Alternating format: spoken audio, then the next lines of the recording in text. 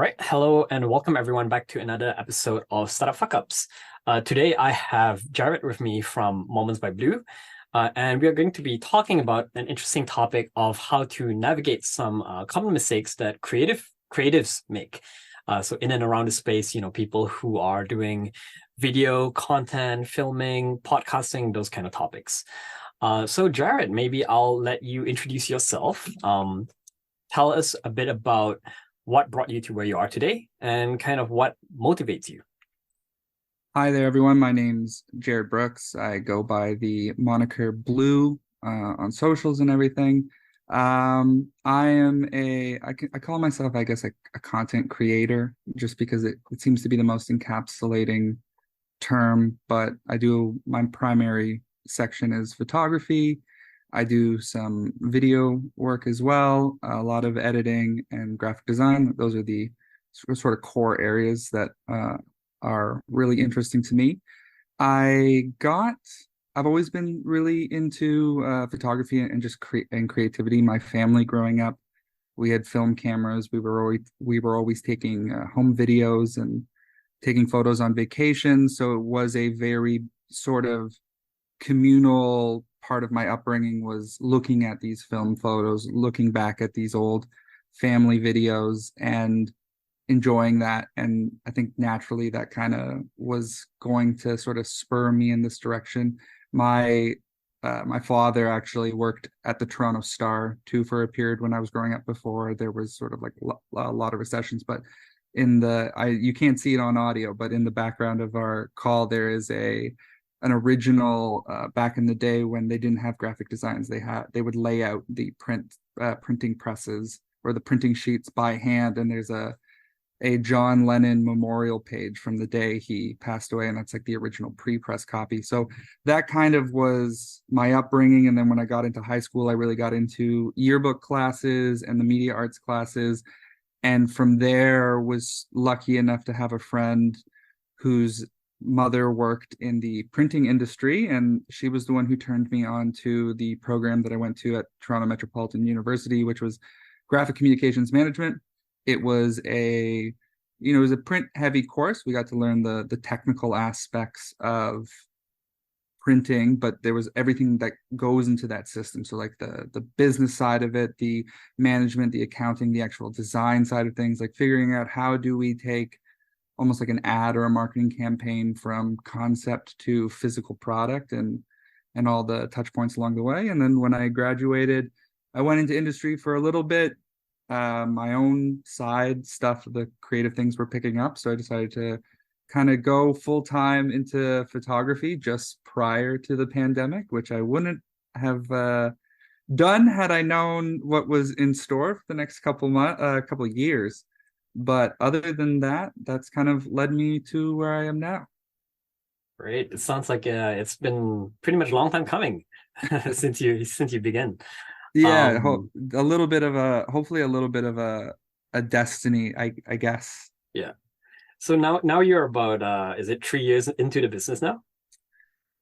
Yeah, I mean, those pandemic years really mess you up, because I feel like I've been working for 3 years, but I think I did the math. Like 2019 was when I graduated. So it's been since 2019 I've been full time. So I think that's like we're coming up on 4 or 5 years now. But Mhm. I wasn't really doing much in the middle half of 2021, as most people weren't. And then prior to that, I've been shooting. I think my first job as a photographer was in 2014 as a bar photographer downtown. Yeah. But I would say like I feel 3 years in business by myself feels like a Yeah. fair assessment.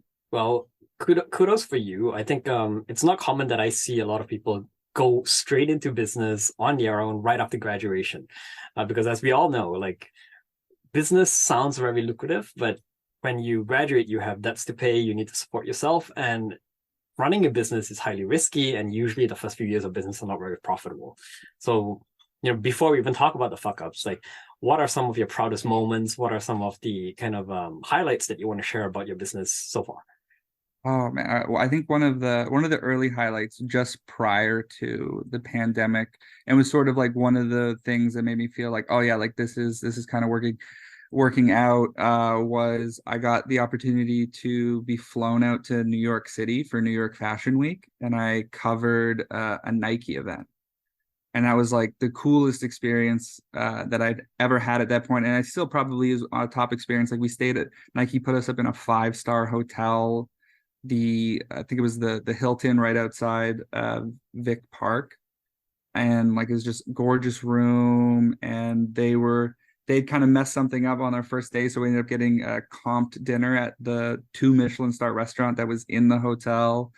I got to meet a bunch of professional athletes, take photos. Drake was there, so we got photos of Drake, and this was all then turned into a video and a published written piece, and I got paid for it. And like that was like one of those experiences where I was like, yeah, this is why I've been pursuing this. I mean, an even earlier fun win was probably getting out of a cab, going out one night, and just running into like seeing a new bar that I didn't recognize, chatting up the person outside who ended up being the marketing coordinator. And that's what led to my first job and first opportunities of shooting bar photography. Um, and that's a funny, interesting experience. It's definitely one of those early, like, important to get there, but also in hindsight, it's like, oh yeah, like they were also taken me a little bit for a ride. But I think that the hospitality industry, I mean, has taken everyone kind of a bit for a ride. And anything, I guess recently I've just had the opportunity, like throughout my entire career, just been like being lucky enough to work with some really cool and talented people. Like I shot a concert in Toronto a couple weekends ago, and like being on stage and like behind the and looking out at a crowd of 20,000 ish, and maybe that's too many, but looking at it like a sold out crowd on stage, and I'm just like kind of there, like tucked, taking photos is really cool. That's always what I envisioned, was like just being able to access experiences that probably I wouldn't have been able to get without this sort of like skill set that I've developed.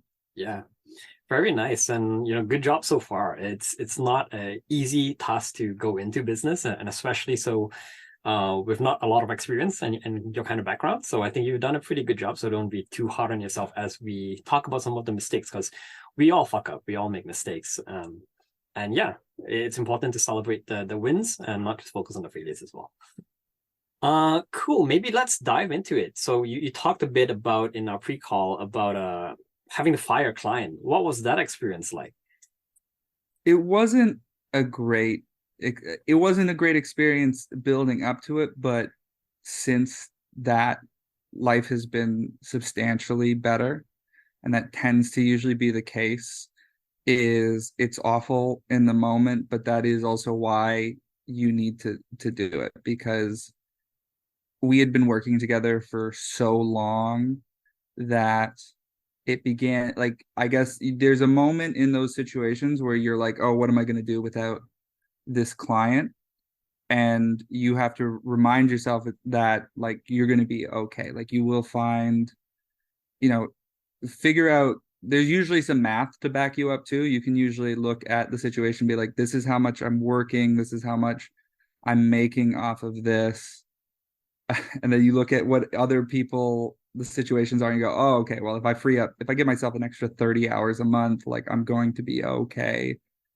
But that situation was tough. That situation was super stressful. There was definitely maybe a bit of a naivete on my parts of I'm not saying you shouldn't trust people, but maybe one aspect of me that is a little bit underdeveloped is that I do just trust people.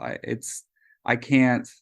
It seems like far too stressful to go throughout life thinking that everyone's going to screw you over, but then at the same time, I need to be better at like seeing red flags when they are red flags. Maybe kind of help us paint that story. Give us some context. So how did you get into this relationship with this client? Like, what was his background? Was he a friend, or kind of like also tell us like where you were yourself mentally before you accepted the client? Like, was he your first client? Those kind of things. Right. Okay. Yeah. So the conversation actually started with this particular client, I was reaching out to local bars, and I wanted to shoot I wanted to shoot a particular bar because I like the atmosphere.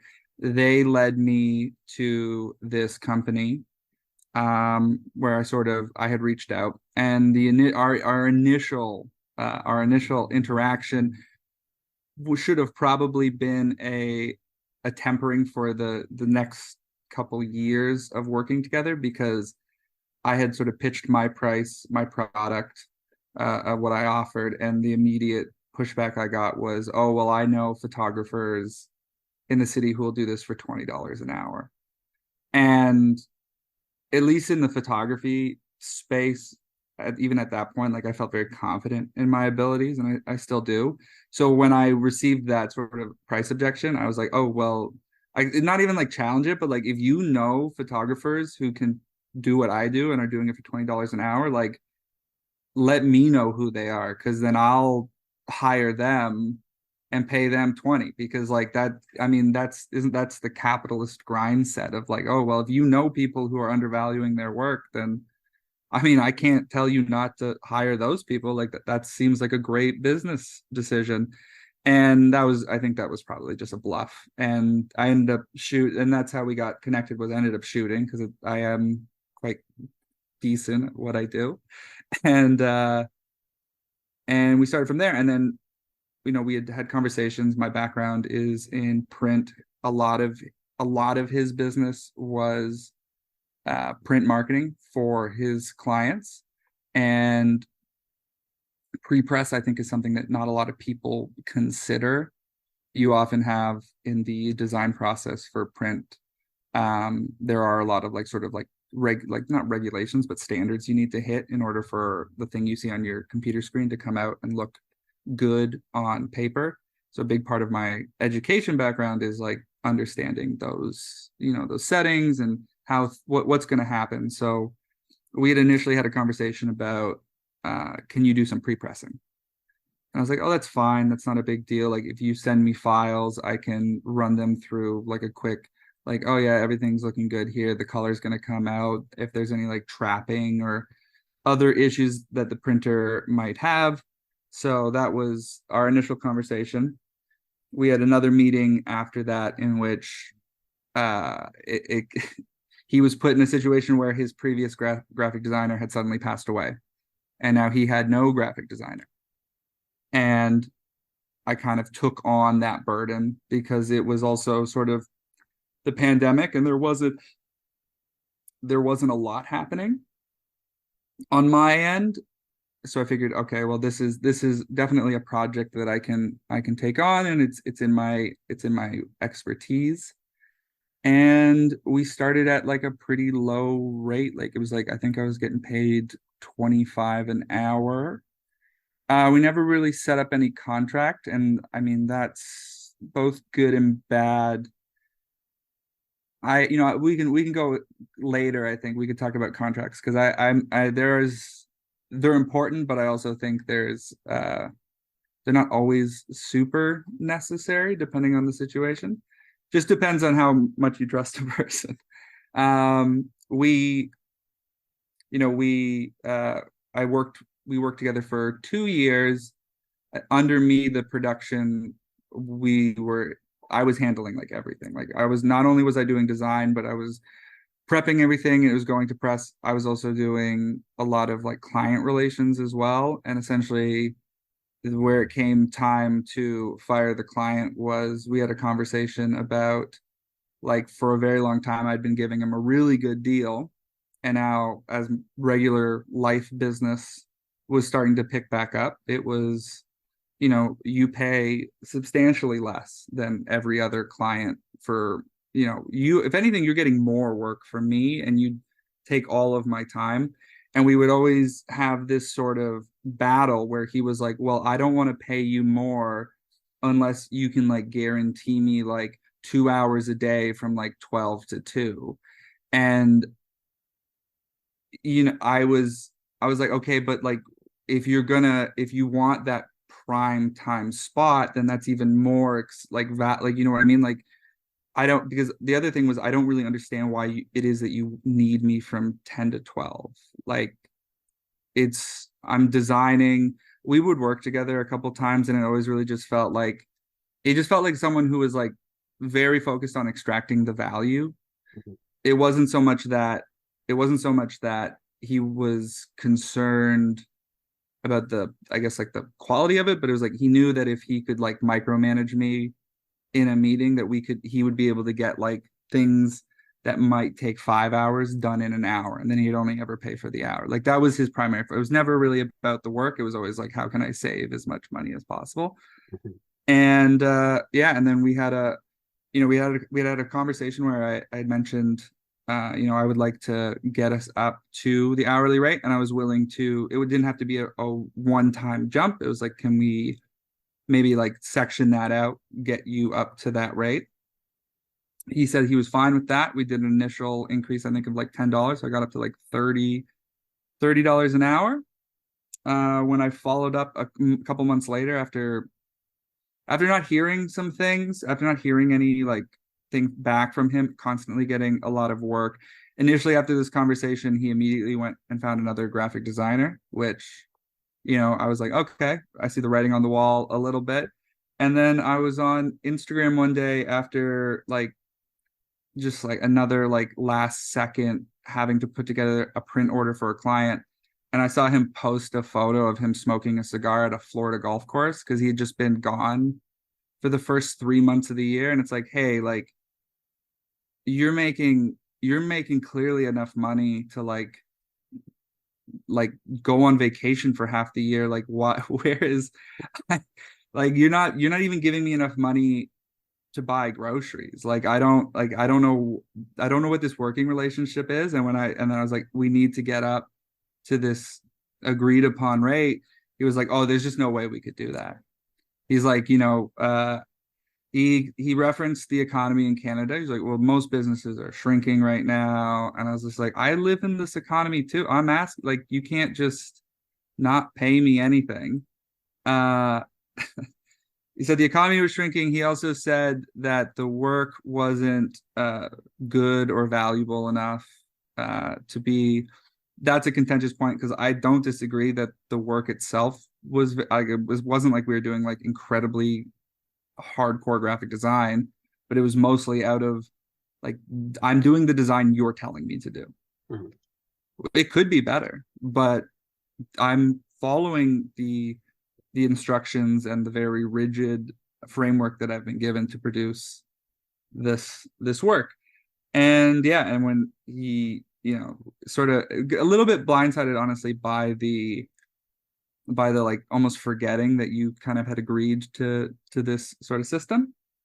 And then also when I was like, okay, well, like I'm done then working, he was like, oh, you're gonna ultimatum me? It's like, no, I gave you plenty of time to sort of like fall into line with everyone else. So, but that's unfortunate.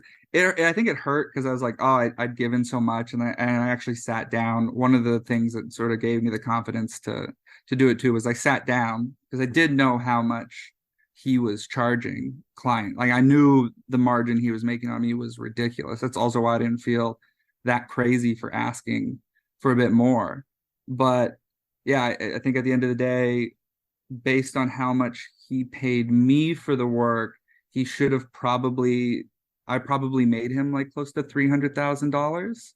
Mhm. And like that's just in the profit of the off of my labor. And at that point I was like, I'm not going to keep doing this. Like it's unfortunate that I didn't catch that sooner, but it's a good lesson. Yeah. Good on you for standing up for yourself, because I think especially for someone who's in the creative space, we in the creative space or service providers in general, I find, because we are what we sell, a lot of us take our work very personally.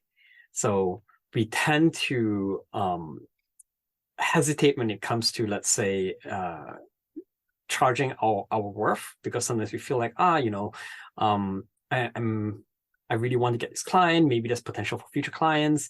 And then the same goes with the hesitancy around firing a client or kind of dealing with the feedback from a client as well, because we worry like, oh, does this client not like me, or is my work not up to par? Is it not up to the right quality? Those kind of things. So when it came to kind of that initial conversation around pricing, and maybe try to share your experience when it was happening at the time, not with hindsight in mind right now, but when he initially gave you that price, when he anchored you to the low price of like, oh, I could hire someone else at $20 an hour to do this. What was your internal self-talk at the time? Like, how did you feel when you heard that? What made you decide to compromise, and kind of how did you reason yourself into justifying that was an okay price to start with? That's a good question. what yeah, like it's funny the way you phrase it too. Like, it is true in a way. Like, me looking back at myself being like, what made you think that was a good place to start? Like, why did you take that?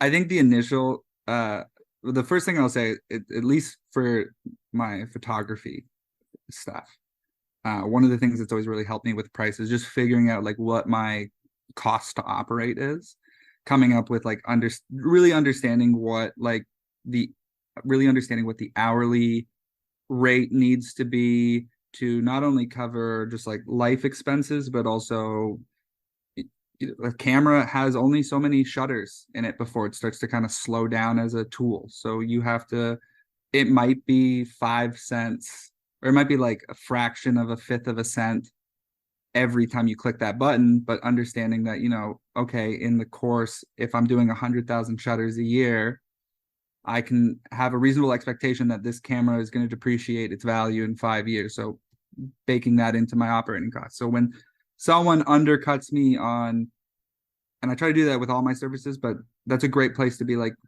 understanding your break even point, which is, okay, like, if I'm going to do this for $90 and I know my break even is 100, is there something else that I can get from that? When we initially started, I think the initial pitch was just as a pre-press. So I was like, okay, $30 an hour is fine for sort of what's going to essentially not take very much time for me. Just probably bill it out at an hourly rate. I'm very quick with that kind of thing. So it's an hour per pre-press of thing, and then boom, there's a good margin in there for me. Things got super chaotic, and I kind of just came to the rescue, because I also had the initial assumption. I was like, oh, here's a body of work and we can get up to value. And I think I was maybe always so busy working, and I was getting the information that, oh, when things get good, like, it'll be good. Like, I bought into it in the sense of a team of like, okay, like, I will shoulder this burden, and I'm going to trust and rely on you to make the business equitable, because he had the clients, he was doing a lot of the sales calls. I was working the back end and streamlining processes, making things better, providing options. And so I really had to, just as I would in any other businesses, trust that the other people in my business, in the business that you're a part of, are working for you. And I think the mistake, sort of what we alluded to at the beginning, was I probably went into it thinking this is more of a partnership. This is an opportunity to join something that's kind of running, add my value to it, and be profitable, like, receive profits as a result. And he saw me more as like an employee. Mm-hmm. And I think that's also one of the big takeaways from the lesson is understanding your relationship early on. And also, advocating for yourself and your equity in a business. Like, if you are going to go in and take a cut like I did, really be sure that you're getting the value for it. And there's an example of where signing a contract that was like, oh, expected equity from Rev would have been a really good call. Yeah. Since you ended this discussion on contracts, and you mentioned earlier before that contracts are not always necessary, and I do agree with that as well. how would you try to decide whether or not you should formalize something versus shouldn't? Because in some terms, like the contract is that additional friction barrier that might cause the client to hesitate to sign on and join you or do work with you. But on some cases, you also want to protect yourself as a creative. So how do you kind of tiptoe that balance? Depends on where you are operating. So the nice thing, at least in Canada, from a copyright perspective, is that photography is creator copyright. So all the photos that I take, I own. And so most instances of photography contracts, if you're getting it from someone else, if you're getting it from someone else, there's going to be lines about copyright. Like I've seen some just disgustingly aggressive contracts. One even recently of a show in Toronto. Sirens. One of a show recently in Toronto where, and the system for music photographers is pretty brutal out here, because you basically will apply to a publication to submit a media pass for you, so you can go to the show, get into the show, take the shots. Now the publication's not going to pay the photographer, and the actual artist isn't paying the photographer. The photographer is just being granted the opportunity, the blessing to be in the same vicinity of this show and take photos and do work. And the contract that was sent out was basically the publisher, and I think it was Live Nation, the publisher and Live Nation saying, you will give us your photos. We own the copyright. We can do whatever we want with them. We can exploit them however we choose. Actual words. If we want it, we can make any sort of money off of them. If we use them in any capacity, we will do our best to credit you, but you recognize that we do not have any obligation to credit you. And so it's things like that where it's like, yeah, like a lot of the times contracts, especially in creative spaces, are going to go about changing what the base law is. So that contract has a bunch of stuff in it, because if you don't sign that, like, you own all that. Like you are the ownership. You're the one who's giving stuff away. So I think it's important to start and understand where you are. So like for me, if I'm shooting like a family event, or we're doing a portrait shoot, just working with individual people, there isn't necessarily an obligation for me to, I don't feel an obligation necessarily to send over a contract that's just going to bundle up the system a little bit more, and potentially like hurt the sales process. You want it to be quick and easy. There are elements in my invoicing that, basically outline what the basic law of copyright is, so that if people see me like posting photos of our shoots, or, there's also like, I could sell a family portrait as a print, but like, why would I do that? That's super weird. That's probably where I'd say you probably don't need contracts. It's not necessary.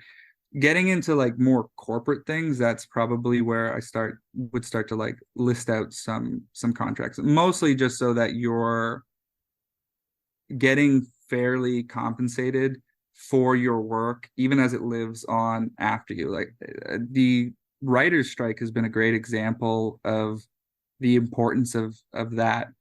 The prior to the streaming platforms, writers, actors, directors were getting residual pays on shows that they had worked on that are reoccurring. And the same is true for a lot of creative work.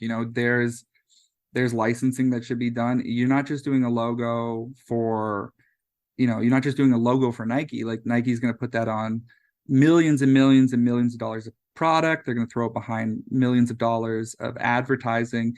Mm-hmm. And if that logo that you make is going to be the thing that like sells and, combines the brand, then you should be getting continually paid for the profit that work generates. Like you need to ensure that there is longevity in what you do. That is how all artists, that's how all of the biggest creatives in the world, that's how they're keeping and sustaining their work. It's not just by like hustle grinding 46 hours a week every week. Like that's also not healthy or good for a creative space in general. Like I don't know anyone who's doing I know a photographer who had to like get rushed to a hospital because he had his like blood pressure drop. I was like, hey man, you should probably maybe just chill. Like you're super talented. You don't need to be like grinding this super hard. You just need to be getting paid adequately.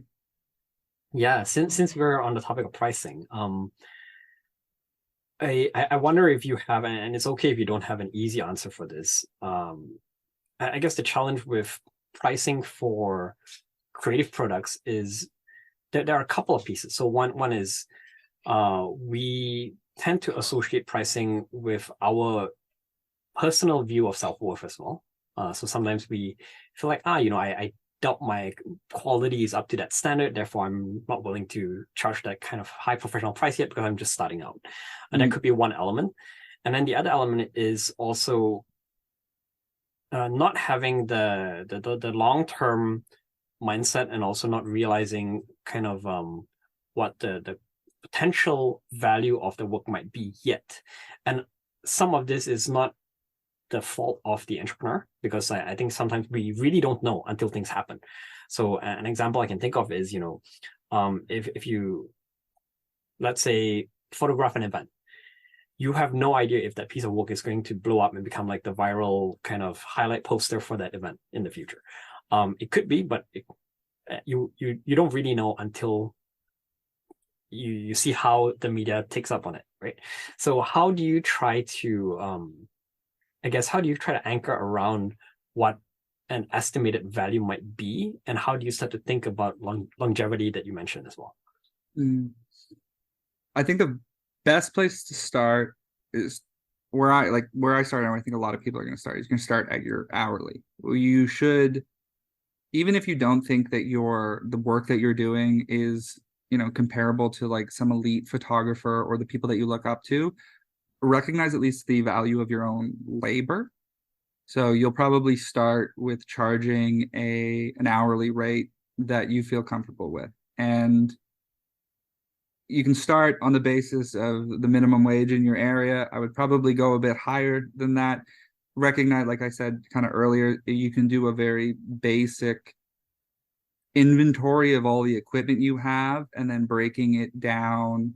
Like if one of those pieces breaks, how much, the equation that I first started with was basically like, how many hours a week how much work do I think I can get? Like, can I get 20 hours of work a month? Okay, how much does all my equipment cost? How much, like, what's its sort of like depreciating value? Baking that in, and then coming up with I initially came up with a number that was like $150 an hour for 20 hours of work a week should cover all my bills. And that's a great place to start, because now like the amount of work that I'm going to not only get, but that work should cover my life expenses. And then from there, that should give you enough experience and build up. The second step obviously is then, this, like the self-worth part, valuing yourself, feeling confident enough to actually ask for a value that probably seems a bit crazy, but is completely reasonable when you consider like, yeah, like, well, without me, what are you going to do? Like, you don't, Adobe software is like $900 a year.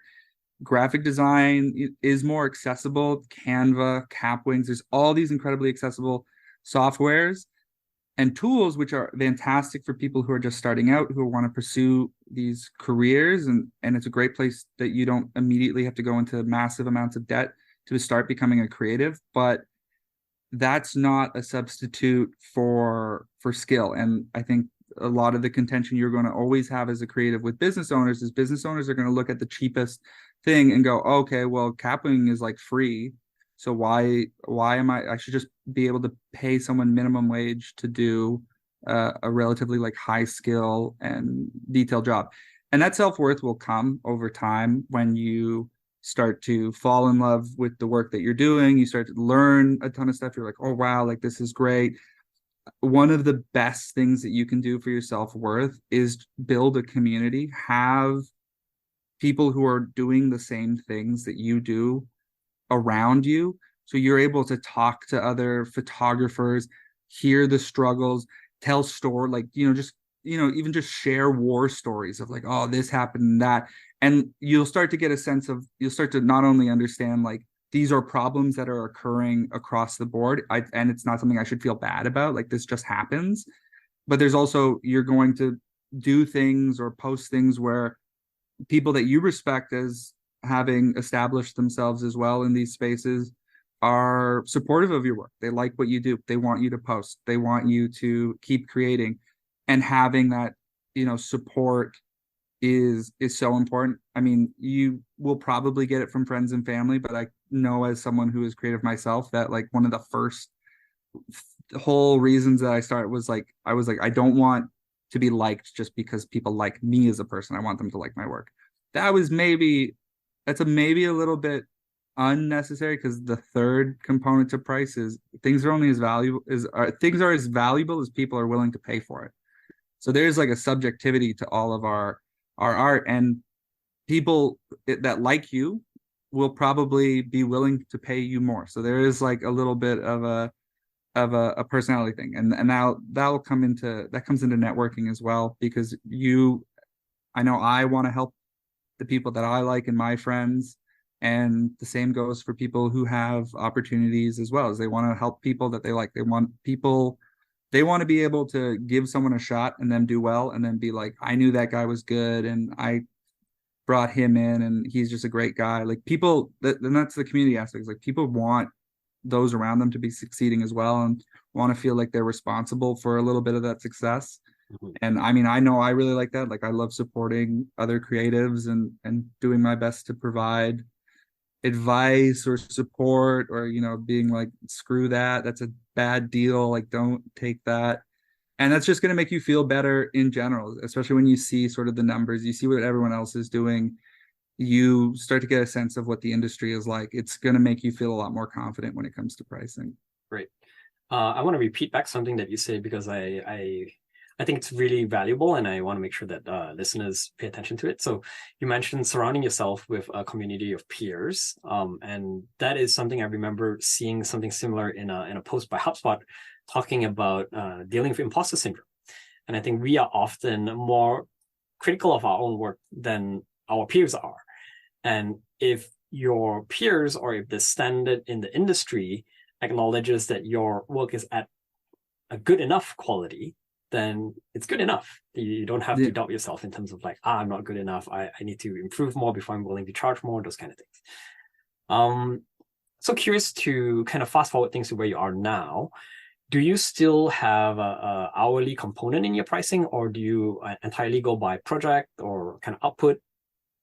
It's always it honestly, I feel like it still kind of fluctuates. I think the important, like one of the things I really one of the lessons I really love from like Chris Do of the Future podcast. But early on, I watched a video that was talking about value-based pricing. Like you price for the value of the job. So I always think it's good to have an understanding of your hourly or what your hourly rate would be, just because there's going to be situations with negotiating where a client wants you to break down the hourly, because that's how they can understand your pricing. A big part of pricing too is just figuring out what's a way to sell your service.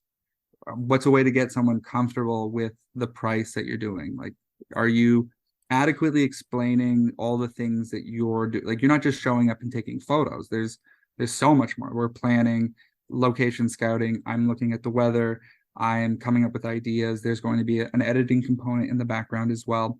So I will, sometimes, especially as like with some friends, when we do smaller shoots, knowing what my hourly is a great place to just understand my own cost and profit. But you also, like, the nice thing about the hourly is also combining together and understanding, like, that's how you can maybe take the next step to building a package. So saying, here's just a flat price, and I was able to come up with that price because I know the amount of work that's going to go into it, and I know how much the price per hour is going to cost. Mm-hmm. I also do think that it's valuable to continue to have an hourly understanding, just in case you get to a scaling point and you need to bring someone else on. If you're, if you're just charging flat fees with no understanding of how that breaks down into time, then might be very difficult to bring on the extra help if you get to a point like that. Like, are you pricing your projects with the ability to pay like an editor to do some of that work? I do think that I do want to get away from hourly quoting, and I am in the process of trying to more productize my business and have just flat prices, with coming from a place of like, we did the hourly breakdown and we understand the value. So there's that sort of like, what is our break even and what is the margin that is reasonable for these kind of services? Yeah, thanks for sharing, and I'll elaborate on that as well. On the hourly side of things, like I think it's definitely meaningful to have an hourly component, because there are certain things where there's definitely going to be a fixed kind of rate that scales for hourly. So for example, if you run a 3-hour event versus a 5-hour event, like that's going to be fixed. But like, as you've seen as well, I usually encourage entrepreneurs to not only focus on the hourly component, because quality of work matters. And if you only incentivize people by the hour, then you're incentivizing them to be inefficient, so to speak. Yeah. And as you see, especially in the creative space, the better you are at something, the quicker you are at doing it as well.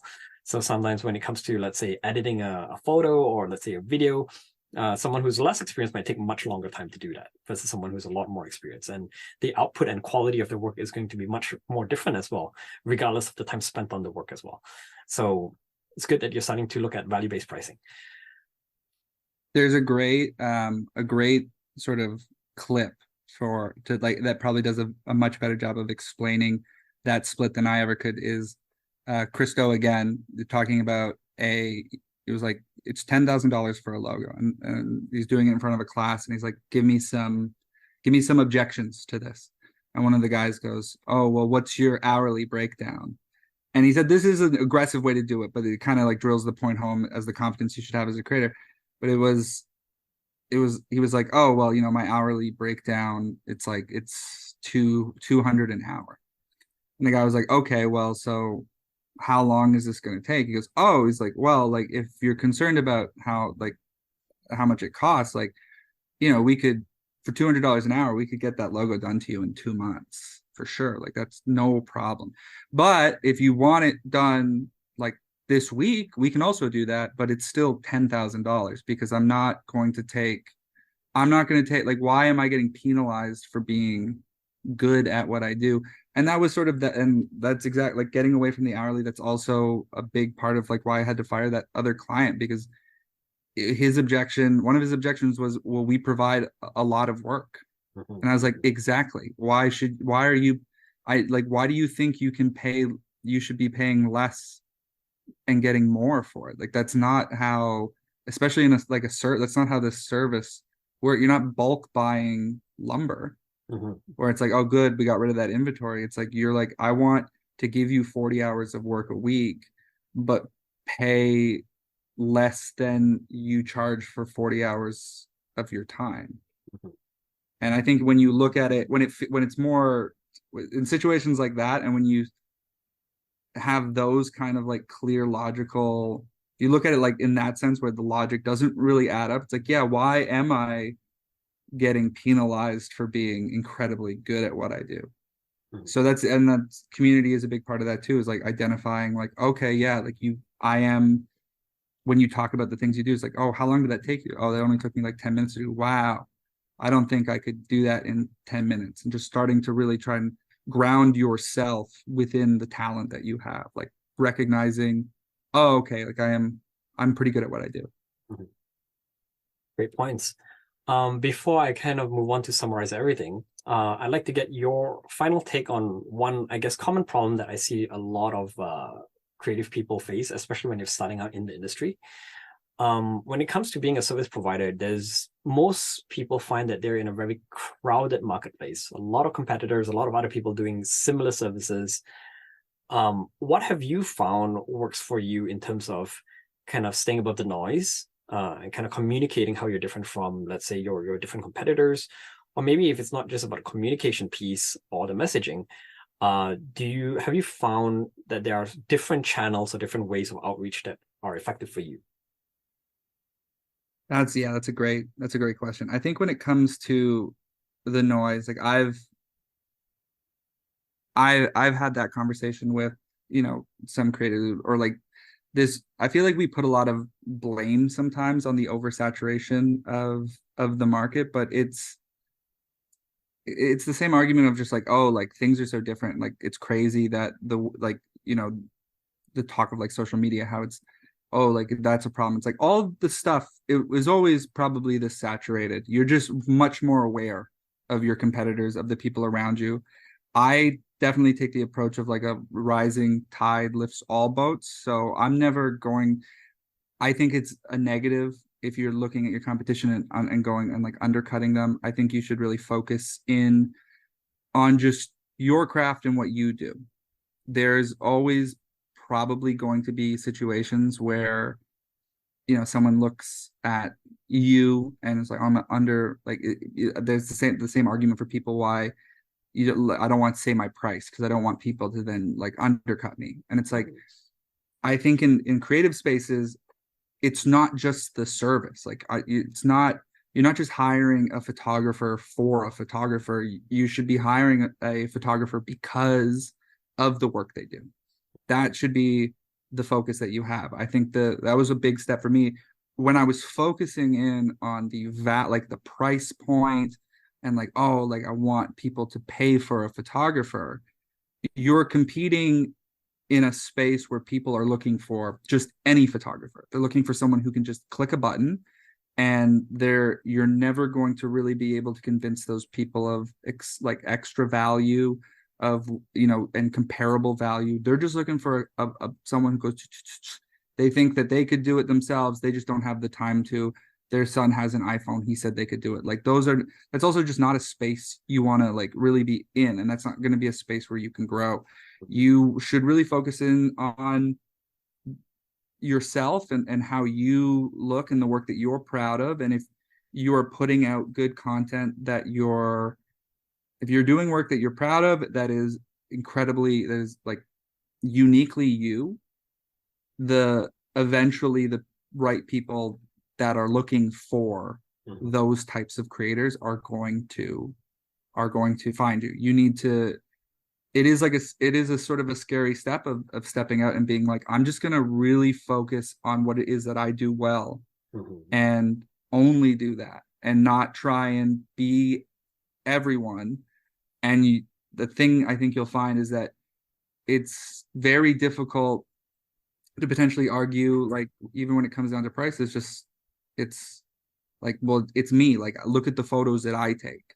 You're not going to get my stuff from another person. It could be very good, it could be even a price point that's comparable, but it's like at the end of the day, the big decision is going to come down to what kind of style that you like. That's always going to be the end decision. So compete there rather than on like cutting like trying to undercut people and setting your price too low.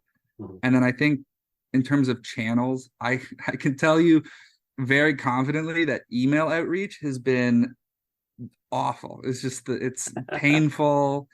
I know I chat with other creatives, will be like, I've sent 780 emails and I've gotten like no hits back. And it's like, yeah, I think having sent my own 1,000 emails, I don't think outbound is necessarily the place where creatives thrive. I think there's a logo designer that I follow, Bernard Co, on Instagram, and he posted the other day, but it was an old reel he made, and I think I do agree with him completely on that.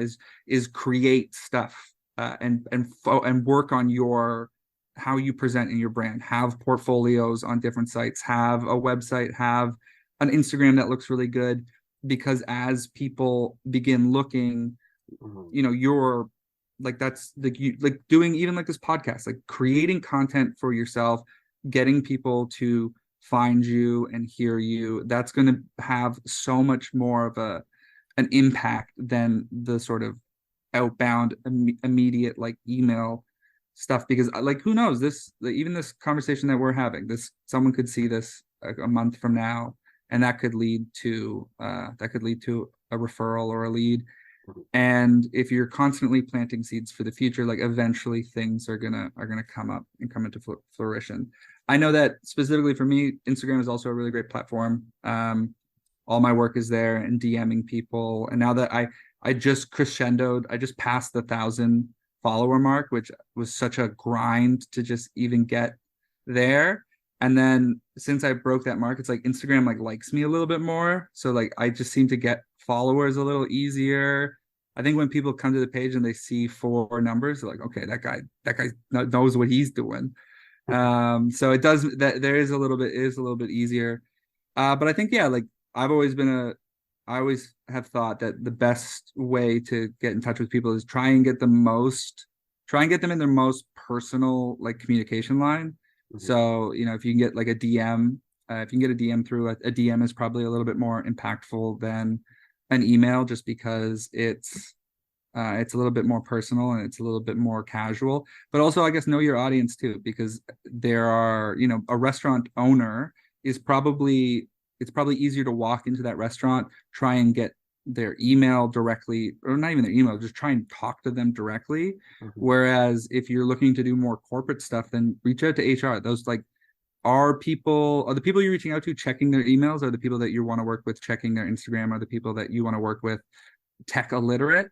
Yep. And then understand that channel, and then work there. I can tell you, if you email restaurant owners, they will there's a good chance they will not email you back. There's a good chance that email has never been looked at. Ever in the last 2 years. If you want to work with artists or athletes or other, like, hyper online people, DM them, comment on their stuff. Like, that is where they're present. And if you want to do more corporate stuff, then definitely emails and LinkedIn is probably a good place to be, because that's where those people are. Just know where your audience is, I guess, would be the main crux of that little rant. Right. A lot of good points. Maybe I'll try to summarize those to start, and then we'll go backwards and summarize some of the other main kind of lessons before we wrap up. So yes, definitely know where your audience is and kind of what they're familiar with.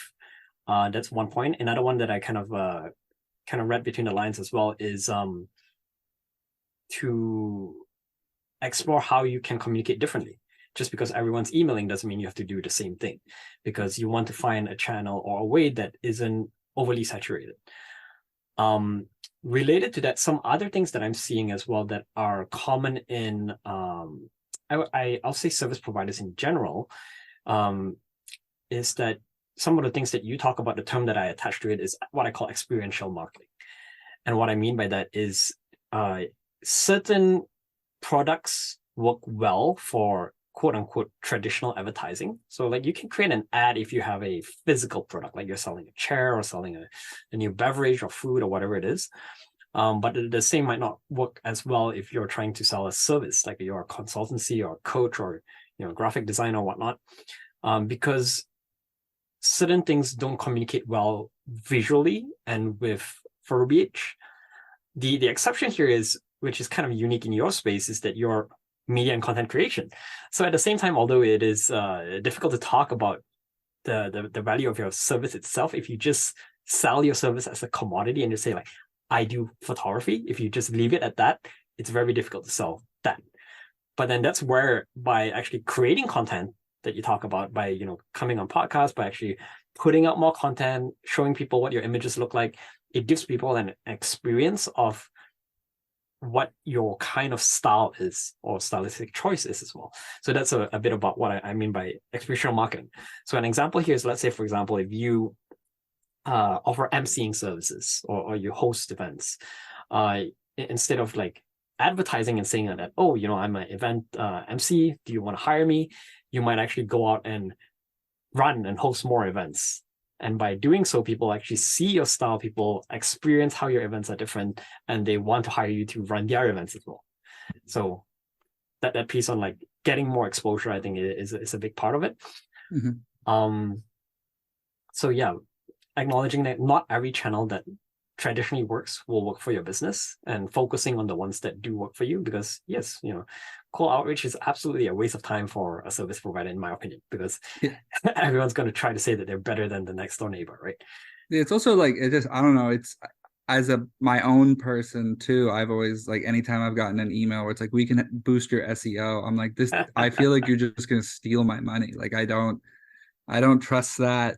There's also, it's funny too with the experiential marketing, like, there was, in a couple of, like, maybe a decade ago, the big switch for brands to becoming a person, like how Wendy's is sassy online.